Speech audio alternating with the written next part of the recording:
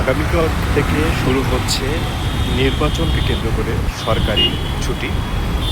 টানা যে ছুটি, এই ছুটিতে গ্রামের বাড়ি যাওয়ার জন্য মানুষ রাস্তায় ভিড় করেছে। অনেকেই গাড়ি পাচ্ছে না। গণপরিবহনের যে স্বল্পতা আজকে রাস্তায় দেখতে পাচ্ছি, একদমই গণপরিবহন নেই। সেটা আমরা লক্ষ্য করছি। অনেকেই দীর্ঘ সময় ধরে এখানে দাঁড়িয়ে আছে গণপরিবহনের জন্য।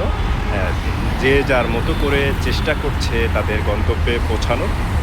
এখানে কেউ সিএনজি, কেউ পাঠাও, কেউ উবারে করে তাদের যে যাত্রা, সে যাত্রা করার চেষ্টা করছে। এখানে দেখতে পাচ্ছি একদমই গণপরিবহন নেই বললেই চলে। অনেক মানুষ সেই সকাল থেকে দাঁড়িয়ে আছে তাদের যে গন্তব্যস্থল, যে যার মতো করে তার গ্রামের বাড়ি যাচ্ছে। নির্বাচনের যে একটা লম্বা ছুটি, সেই ছুটি কাটানোর জন্য আমরা দেখতে পাচ্ছি দেখুন এখানে অনেক মানুষই দাঁড়িয়ে আছেন।